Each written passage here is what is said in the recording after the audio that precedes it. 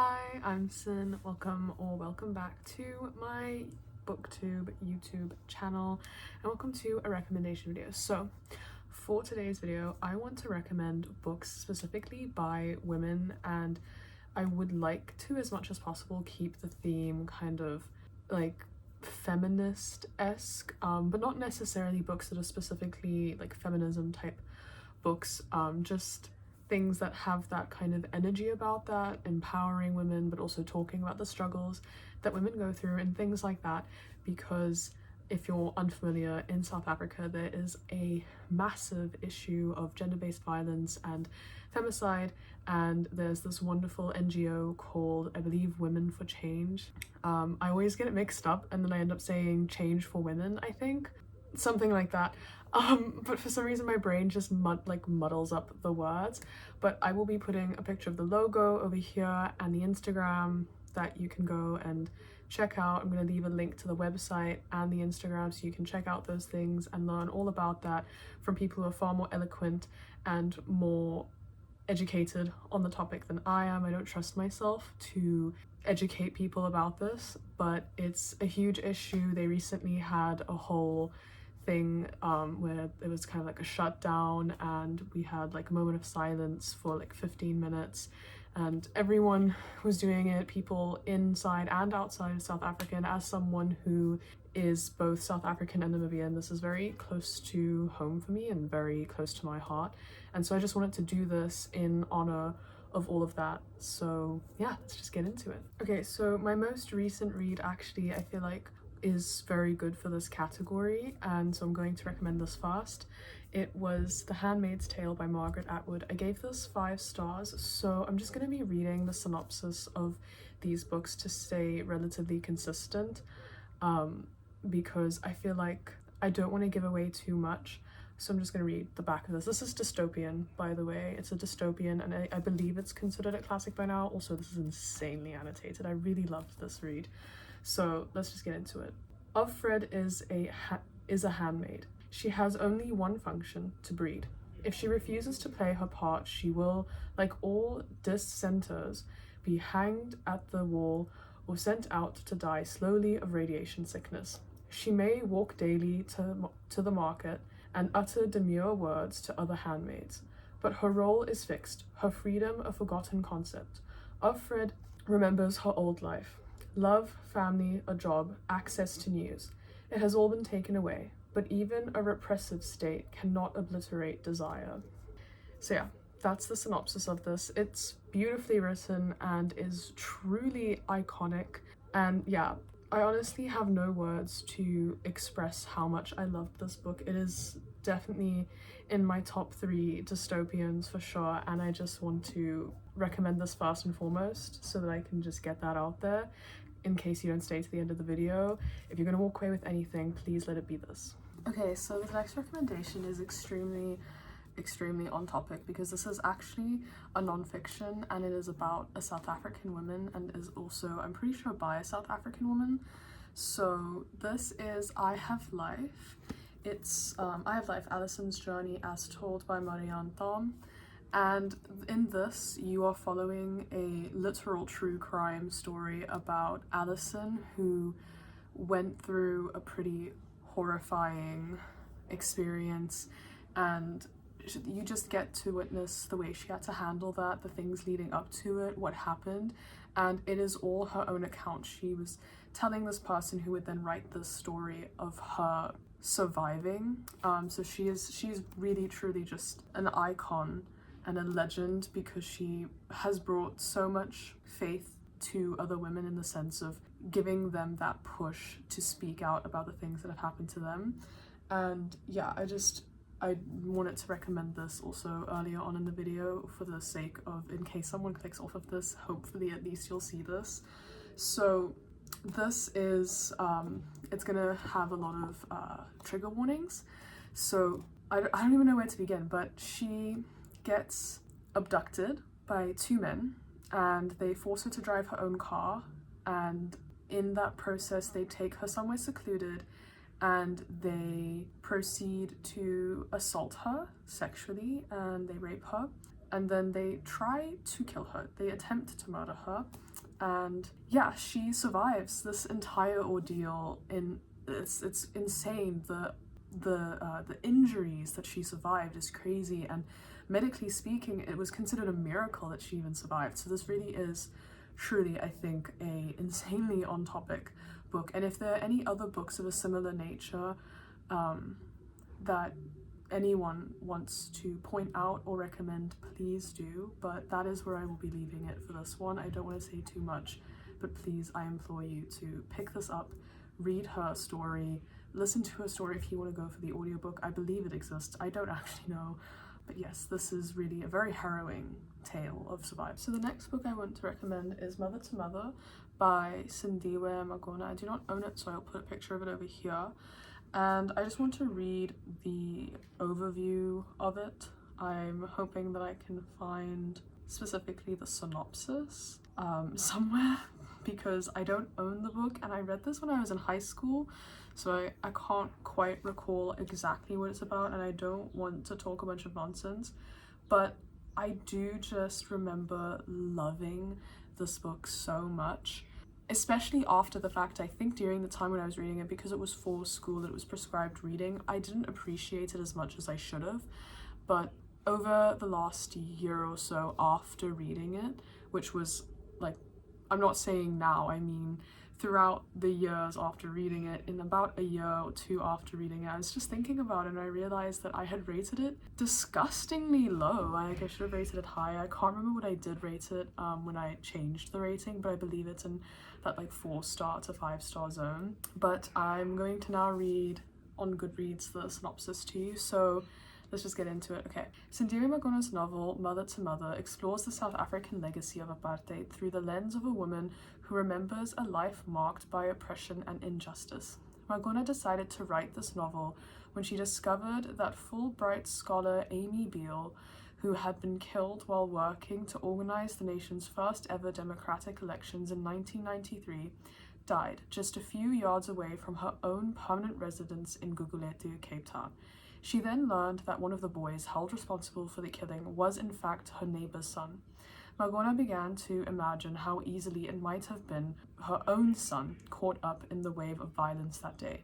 The book is based on this real-life incident that takes the form of an epistle to Amy Beale's mother. The murderer's mother, Mandisi, writes... Oh, I lost my spot. Mandisi writes about her life, the life of her child, and the colonized society that not only allowed but perpetuated violence against women and impoverished Black South Africans under the reign of apartheid. The result is not an apology for the murder, but a beautifully written exploration of the society that bred such violence. I feel like this is extremely on topic, and I hope you agree. Okay, so I'm pretty sure that's 3 recommendations now. So moving on to recommendation number 4, I hope, is Kim Ji-young, Born 1982 by Cho Nam-ju. I read this quite some time ago as well. I think I was also in high school and I read this, I think it was my last year of high school. And this book literally shaped my book taste, I swear. I was in a very weird place literary wise in terms of reading. In my last year of high school, I felt like my reading taste was really evolving and changing, and this was one of the books that I feel like really cemented that change. So I'm just going to read the synopsis for this one as well, because while I do remember what it's about, I don't think that I would be able to explain it as well as I could have if I had read it more recently. So I'm just going to read this small little thing that they have over here. Kim Ji-young, Born 1982, is the South Korean sensation that has got the whole world talking. The life story of one young woman born at the end of the 20th century raises questions about endemic misogyny and institutional oppression that are relevant to us all. Riveting, original, and uncompromising, this is the most important book to have emerged from South Korea since Han Kang's The Vegetarian. Now, what I would like to add to this is, first of all, there are these footnotes every now and then as you're reading. Let me try and find an example. So they have these little footnotes, And those little footnotes are actual references to research that the author did to confirm the experiences of these women in the book. Well, of this particular woman, but also of the women around her that she interacts with. So this book is very mundane. It is very just day-to-day life, just someone's experience living.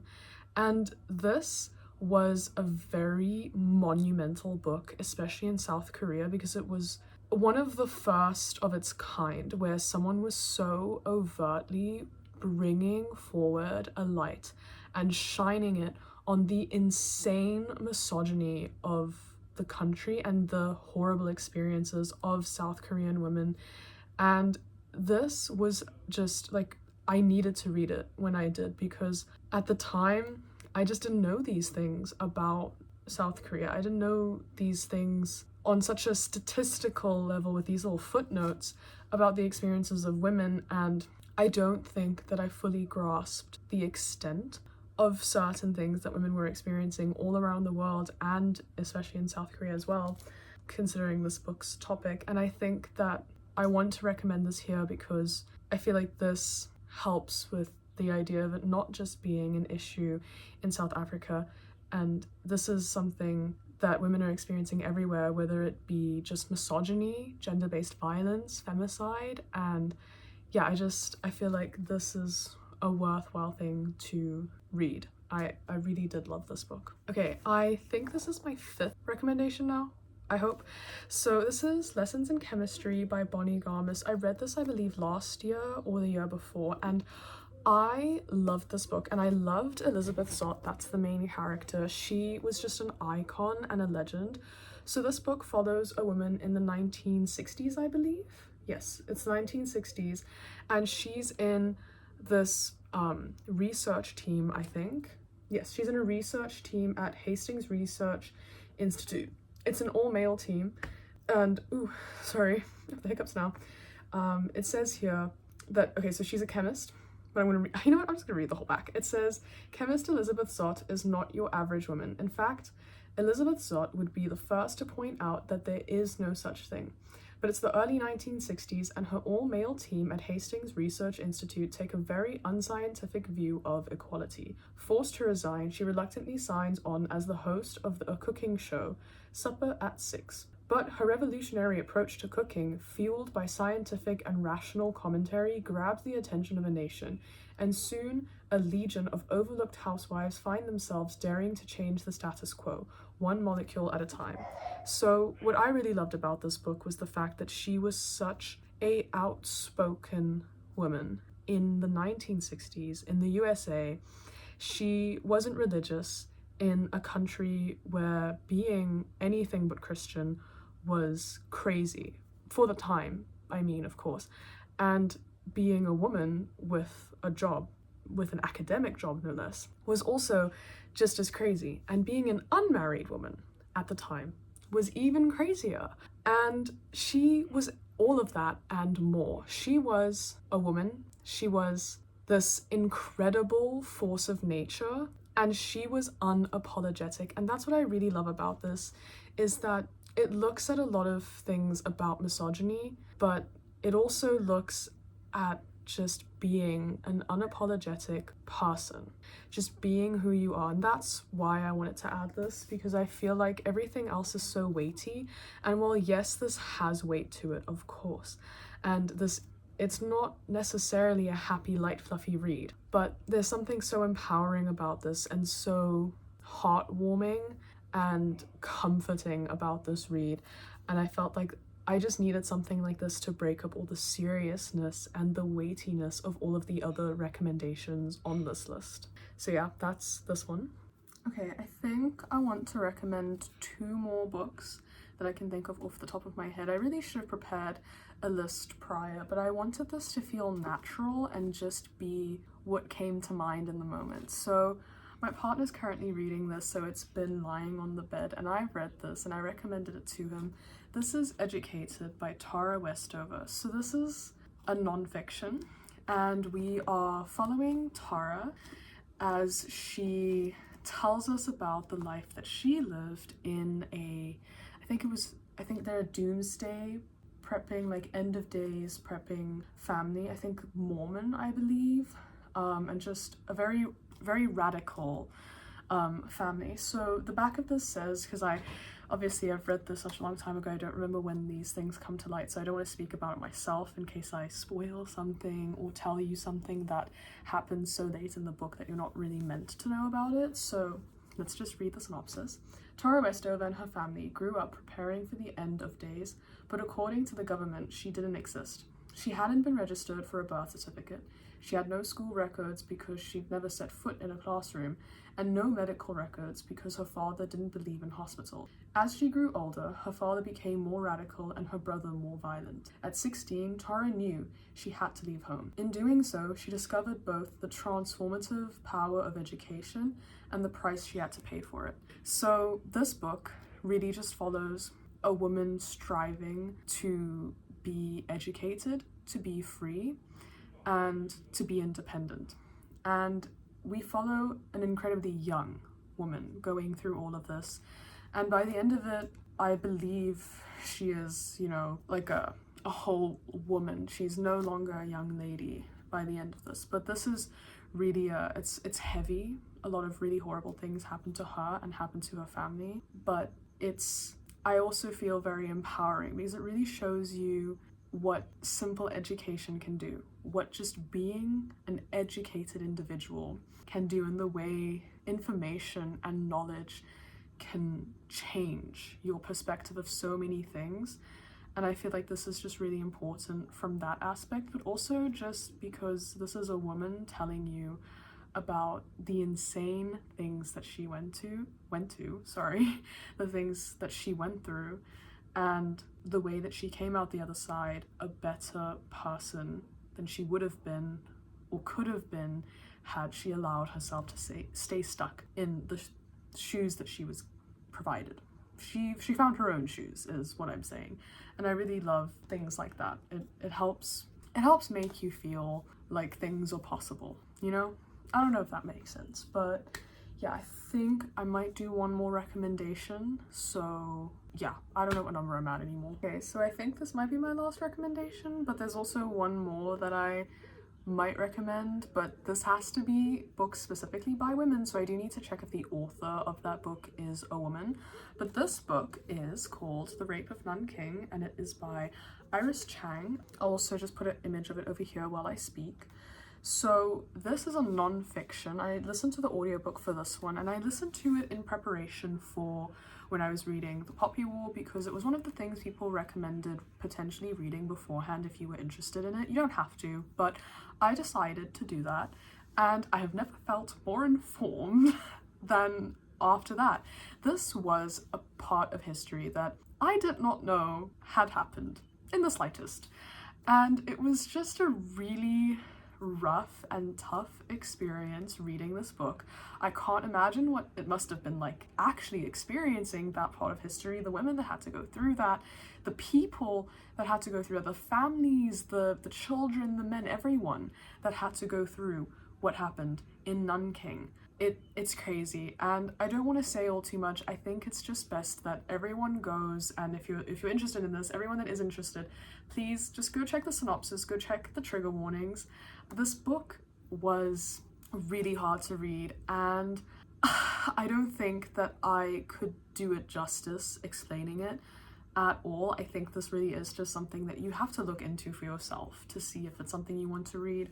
But if you are interested in history, if you feel that you can stomach it and you're at a good point in your life where hearing about these really, really horrible things happening to people isn't going to set you back days in being able to just do stuff, then go for it. And also, I would just like to say, I would say that for the second book I recommended as well, I Have Life, that one as well, actually, I think, if you're feeling ready for it, I don't think that that's the kind of book you just pick up. I think any book that's really weighty like this, with real life stories where things are really happening to people or really have happened to these people, it's always harder to read and harder to process because it is so real. So yeah, just wanted to put that out there in case.